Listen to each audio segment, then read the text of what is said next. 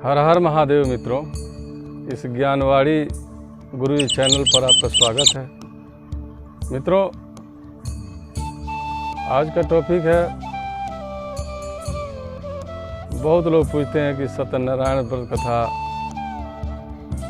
सब लोग कहते हैं, सुनते हैं, और उसमें बलि की कथा है, तुंगध्वज की कथा है, लकड़हारा की कथा है, ब्राह्मण की कथा है। वो लोग कथा सुने थे भगवान सत्यनारायण का।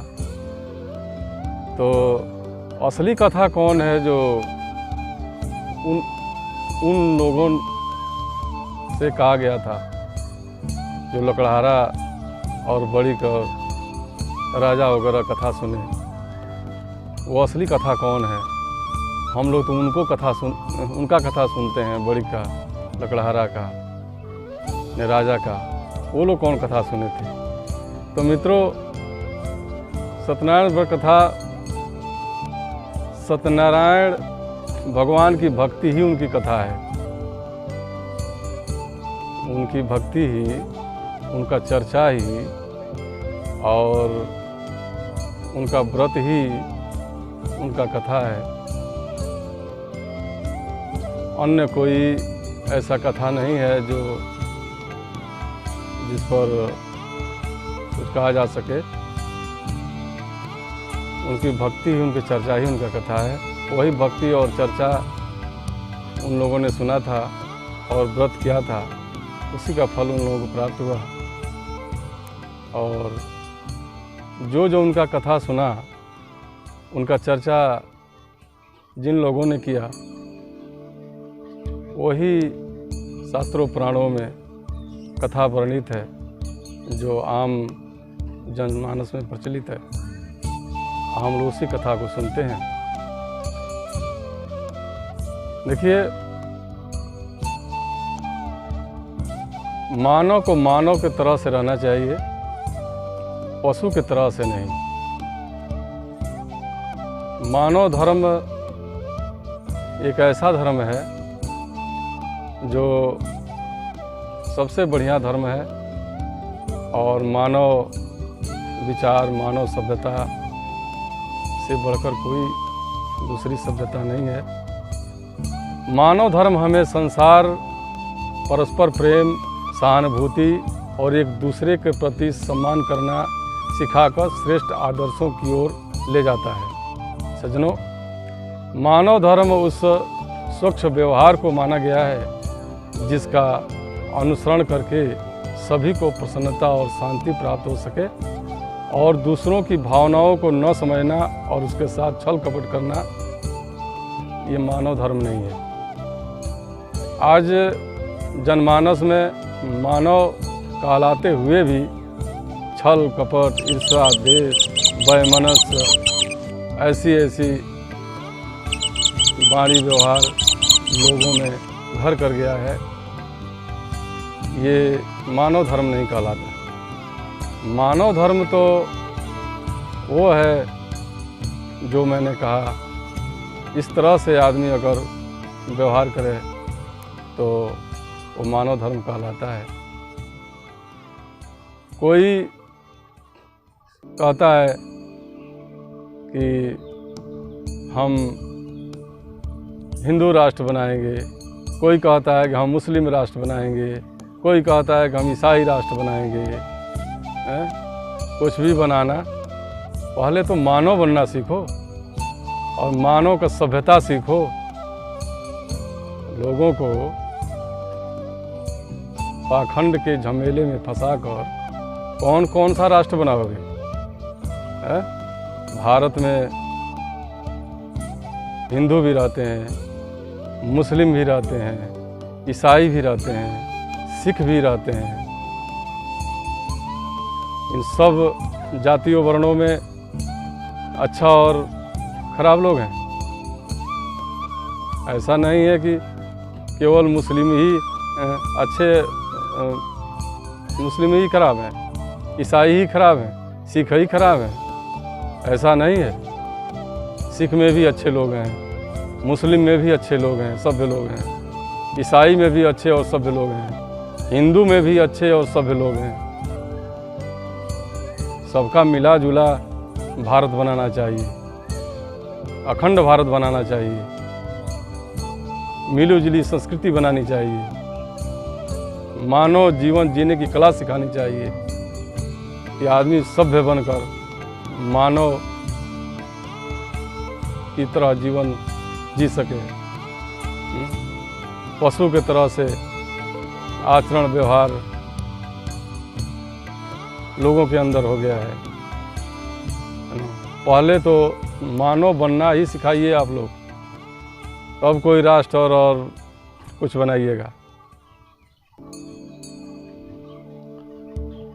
ये टॉपिक है भारतवर्ष में सत्यनारायण व्रत कथा अत्यंत लोकप्रिय है और जनता जनार्दन में इसका प्रचार प्रसार भी सर्वाधिक है।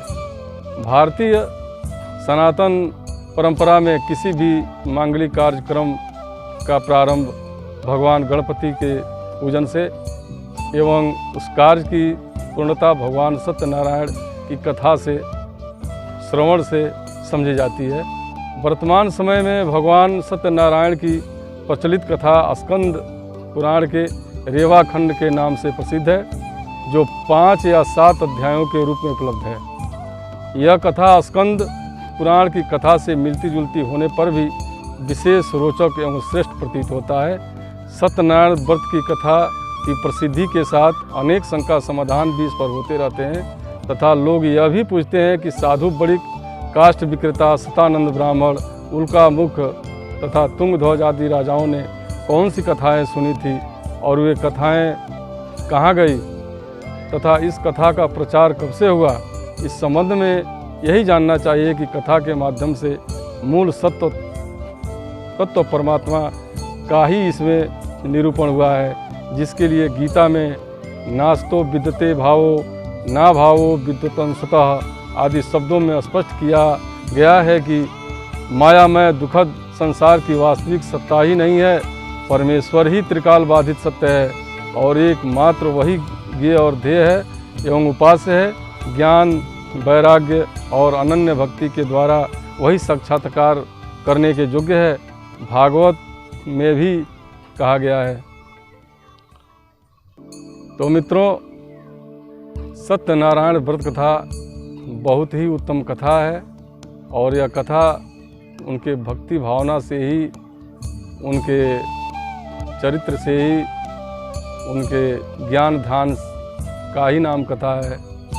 उसी का व्रत हम लोग करते हैं, उन्हीं के नाम का उच्चारण करते हैं, वही उनकी कथा है। ऐसा नहीं है कि कोई ऐसी जो है दूसरी कथा है। देखिए, एक श्लोक है, सत्यव्रतम सत्यपरम त्रिसत्यम सत्यस्य योनि निहते च सत्ये सत्यस्य सत्यमृत सत्यनेत्रम सत्यात्मकम त्वाम शरणम प्रपन्ना। यहाँ भी सत्यव्रत और सत्यनारायण व्रत का तात्पर्य उन शुद्ध सच्चिदानंद परमात्मा से ही है। इस प्रकार निम्नलिखित श्लोक में अंतर्भवे अंत भवत में बहुतत्व जंतो मृगपति संत, संसार में मनुष्यों द्वारा सत्य तत्व की खोज की बात निर्दिष्ट है, जिससे प्राप्त कर मनुष्य सर्वथा कृतार्थ हो जाता है और सभी आराधनाएं उसी में प्रवेशित होती हैं। निष्काम उपासना से सत्य स्वरूप नारायण की प्राप्ति हो जाती है। अतः श्रद्धा भक्ति पूर्वक पूजन, कथा श्रवण एवं प्रसाद आदि के द्वारा उन सत्य स्वरूप परब्रह्म परमात्मा भगवान सत्यनारायण की उपासना से लाभ उठाना चाहिए।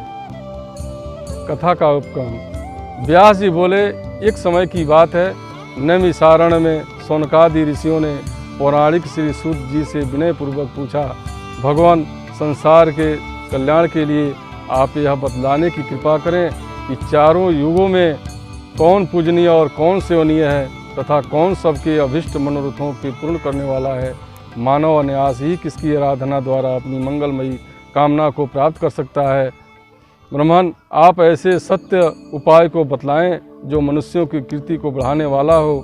शौनकादि ऋषियों द्वारा इस प्रकार पूछे जाने पर श्री सूत जी भगवान सत्यनारायण की प्रार्थना करने लगे।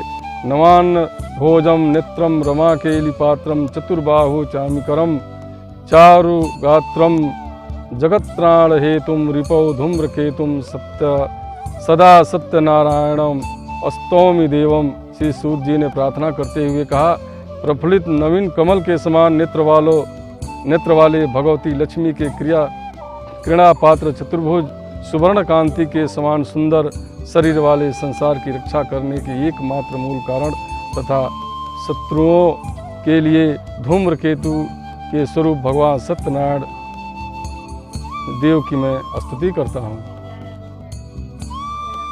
मित्रों, यह सत्यनारायण व्रत कथा सबके लिए हितकारी है। सनातन धर्म में ये प्रचलित है। इसको आदमी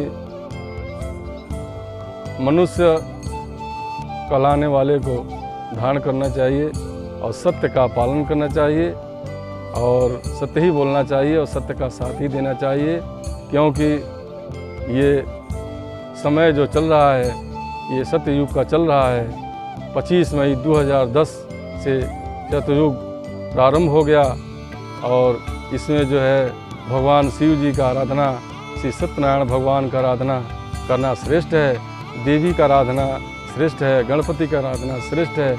इसको करके लाभ उठाना चाहिए और अपना कल्याण करना चाहिए। धन्यवाद। मित्रों,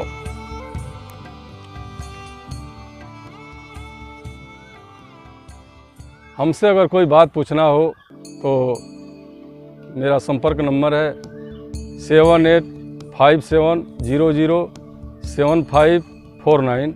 एक बार और सुन लीजिए, 7847007549।